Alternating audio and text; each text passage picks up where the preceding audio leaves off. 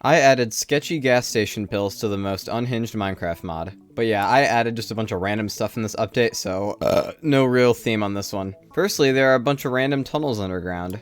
I just think they look kind of cool. And also there's a new biome. This is the disaster zone. Not a lot goes on here, but it's perfect for going mining because of all the exposed ores and stuff. This looks crazy. The computers inside of public libraries have been revamped. This is the new UI form, and there's tons of new items you can buy here. Not only that, but prices and the way the computer works in general has been reworked. Now, by clicking on the item icons, you can add it to the cart. For example, if I wanted to add some raw tin, you can see I just click the tin button, the tin gets added here, and the cost goes up. Say I wanted some quartz, and I wanted some dirt, and maybe I wanted a rent calibrator as well. Well, then I can do it, and I just have to hit the buy button. You can see my money goes away, and I get a cardboard box in my inventory. I right click to open it and I can see all my items inside, so that went pretty well. You may have noticed that little effect that I got by the package and the little message down there. Well, when you buy a package, you get the hyperfixation effect, and it makes it so you cannot place or break blocks. The idea behind that is when you purchase an item, you have to wait like half a day for it to arrive, and throughout that time, you're so hyperfixated on the package that you can't do anything else. Unfortunately for me though, I couldn't figure out how to make it so the package spawns in on a delay. So currently you get the items immediately and then you get a little bit of hyperfixation afterwards, so I'm going to tweak it when I figure out how, but for now this is how it's going to work, I guess. I don't have time to fix it. I got to get this update out already. With a block of titanium, 2 titanium ingots, and 6 mystery meat, you can make the titanium dentures.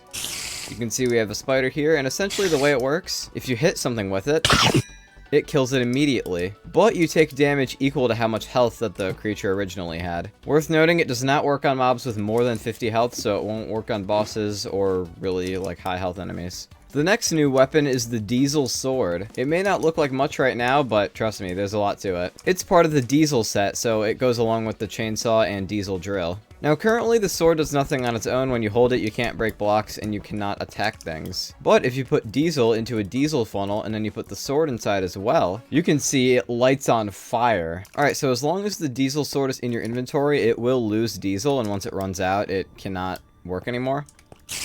But essentially it does a lot of damage. Very high damaging weapon, and not only that, but it will also set enemies on fire as well. For some reason, the igniting isn't working yet, but by the time the update is out, it will set enemies on fire as well, so it has a innate fire aspect. Very cool high-tech weapon. This isn't in the update yet, but I'm also going to add an electric one. Remember Ordered Bag 66? Well, if you kill him, he will drop the Bag of Endless Treasure. And essentially, it's an item that when used, it will just give you a random treasure. Right-click. You can see I got a complex electronic from that. And then after a day, it'll reload and you can get another treasure. These can be diamonds, tungsten, circuits, machines even. There's a lot of random stuff you can get out of this. It's pretty nice. Think of like the Statue of Endless Fortune from Stardew Valley. It's kind of like that. Wow, definitely do not insta-kill Ordered Bag 66. The fight kind of breaks if you do that. Are you tired of taking such high knockback from enemies? Well, don't worry, we have a solution for you. With a block of tungsten and 4 sugar, you can make the tungsten cube. And if you eat the tungsten cube, it'll damage you a little bit and give you temporary slowness, but it will also give you the heavy effect. And the heavy effect is pretty nice. Essentially, it makes you more resistant to knockback. You can see he's shooting me with the tears, but I'm not getting knockbacked at all. Also, worth mentioning, the gravitational stabilization ring, if it's in your inventory, it'll also give you the heavy effect. So you can see, I'm not getting knocked back that much. Although that one only gives heavy ones, so you still take some knockback. I added some of the enemies from Scope Shooter 2. You remember Scope Shooter 2, right? That game that I made? It's on my website. I'll leave a link to it in the description if you want to play. But yeah, I added some of the enemies from it. Just the orange, green, and yellow ones. They can spawn around the world. There's a new structure in the game. This is the Sky Fortress. Now these only spawn in the upper atmosphere, so near space debris, near nitrogen clouds, where atmosphere guardians and gender reveal balloons can spawn. These are a pretty cool structure. They have a lot of good loot in them. Although be careful, because if you try to get on it, it's not going to work. It will push you back. That's because it's covered in repulsion torches, so those have to be destroyed first before you can land on the structure. These do not work for that. Wow. Relax, I'll handle it. That didn't work either. I don't know how... Oh, I got hit. Worth noting, these scope shooter guys can actually spawn in the upper atmosphere as well occasionally. Now I'm actually curious on ways to destroy these torches. Dropping TNT on them will work. Now you can see the structure has the flail chalk yellow blocks, and if you break these you get some experience, so that's kind of nice. And here's what some of the chest loot would look like. You can see we got cloud charges, gold, glass, and diamonds. There's a new mob that can spawn in space. This is the alien parasite, and you gotta be real careful about these guys, because you know how in space you gotta be wearing a diving suit or dynamic armor so you don't lose oxygen? Well, the alien parasites, when they hit you, they have a small chance to replace your armor.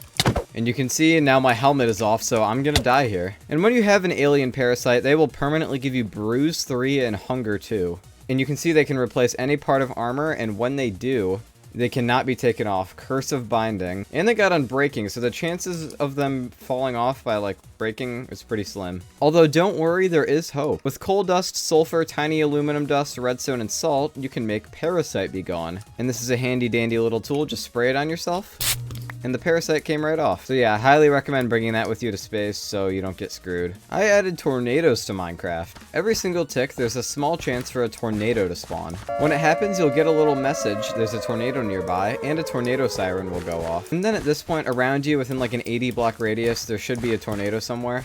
There it is, I found it. And tornadoes are pretty cool. They just spin around, kind of hang out. They are hostile, so they will approach you if you get near one, although you don't have to worry, they don't really do damage. Although if you let it touch you, it's a different story. It will shoot you really high into the air, and you will probably die of fall damage. So that's something to be careful of. Tornadoes can just kind of mess you up. There are also two other types of tornadoes. Tornado touches water, it becomes a typhoon. And typhoons are actually really fun, because they will not push you around, and they're actually peaceful, and they're rideable. You can ride the typhoons.